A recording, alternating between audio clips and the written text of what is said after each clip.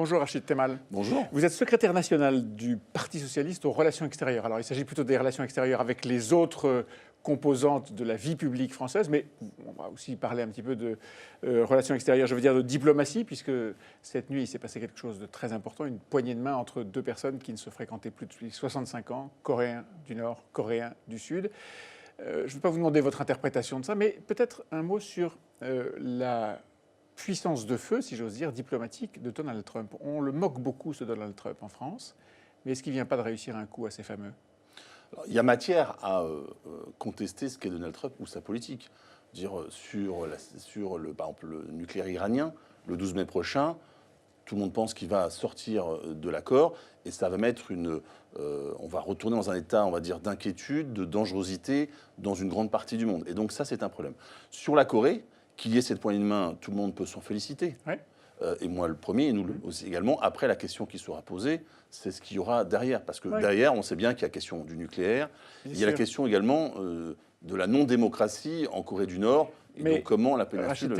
On est arrivé à ce moment-là de l'histoire parce qu'un certain Donald Trump a dit « j'ai un bouton nucléaire plus gros que le tien et tu vas voir Rocketman, je vais te fracasser ». Est-ce que ce n'est pas la même chose qui peut se passer en Iran, avec des enjeux qui sont incomparablement plus importants? Autrement dit, dans la diplomatie, et encore une fois je reprends ma question, on moque énormément Donald Trump. Est-ce que ce rapport de force-là, il ne produit pas des effets? Oui, mais moi, je suis pour que ça avance, mais pas dans ces conditions-là. Imaginons qu'il dit cela et quelqu'un lui réponde, bah, vas-y, il se passe quoi? Donc, peut-être qu'à un moment donné, la question des moyens compte également. Donc, en tout cas, dans cet exemple-là, si cela permet de régler la question sud-nord-coréenne et de régler la question du nucléaire et nord-coréen, allons-y, allons-y. Et moi, je salue encore une fois cette poignée de main. Donc, pour l'Iran, je rappelle qu'il y a un enjeu également pour les entreprises françaises. Bien sûr, bien sûr. Si jamais l'accord est dénoncé par les États-Unis, risque pour les entreprises françaises qui font aujourd'hui du commerce et s'implantent sur le marché iranien. C'est un risque considérable. Alors, vous n'êtes pas fan des rapports de force dans la diplomatie. Je n'ai pas dit ça. J'ai dit que les rapports de force, de menaces, d'utilisation du bouton nucléaire, ça ne me semble pas approprié. À l'inverse, les câlins, les embrassades, les je t'aime, moi non plus, entre Donald Trump et Emmanuel Macron lors de son voyage, ça vous paraît être une bonne politique, une bonne diplomatie? D'abord, que la France soit reçue à hauteur de son rang, moi je suis totalement d'accord et c'est une bonne chose, nous sommes français. Deuxième question, c'est Emmanuel Macron parle beaucoup d'efficacité en politique. Alors faisons le test. Est-ce que sur la question de la Syrie, il y a une conférence internationale sur la paix? La réponse est non. Est-ce que sur la question de l'accord climat, la COP21, est-ce que les États-Unis reviennent? La réponse est non. Est-ce que sur l'accord du nucléaire iranien, les Américains sortent? Et Emmanuel Macron a reconnu qu'à priori, oui. Et puis, je pourrais ajouter un point. Et qu'il y aurait peut-être, en tout cas, qu'il y aurait un nouveau mais pour traité. Qu'il y ait un nouveau, il faut que tout le monde se mette autour de la table.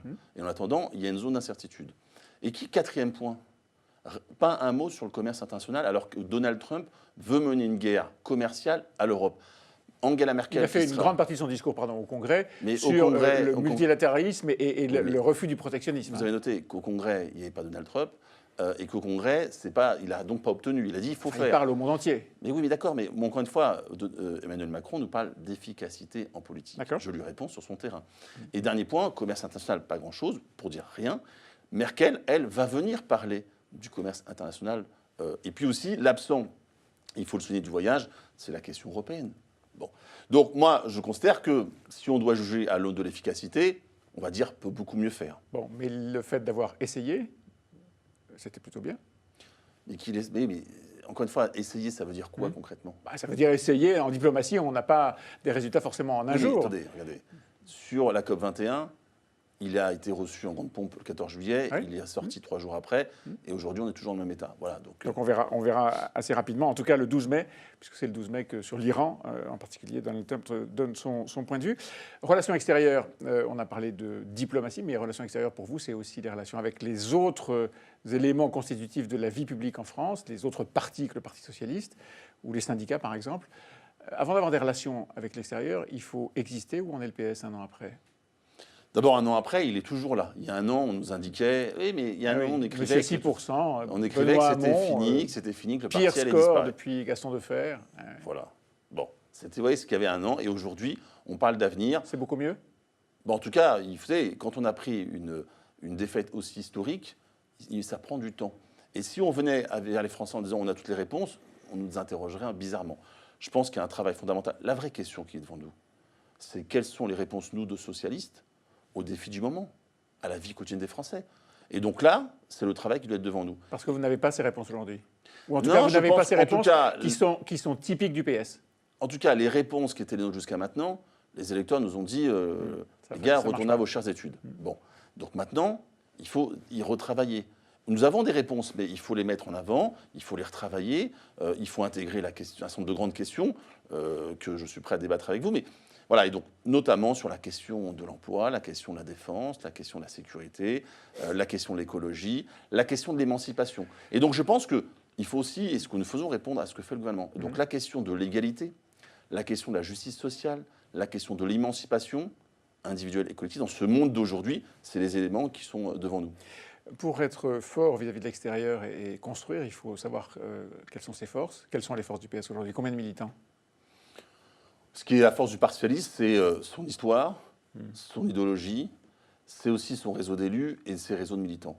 Et à nous de redonner l'espoir face à ce gouvernement-là. Combien de militants? On est à 70 000 militants. Qui payent? Oui, nous sommes Je le veux dire, parti. les actifs. Nous sommes un parti. Je rappelle que pour adhérer au Parti socialiste, jusqu'à ce jour, il faut payer une cotisation. Il faut payer une cotisation, il y a des réunions et il y a un travail.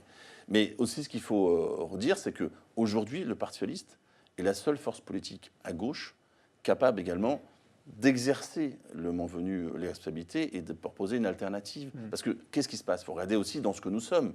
Vous avez un Front National qui reste, et de pire en pire, dans son discours d'extrême droite.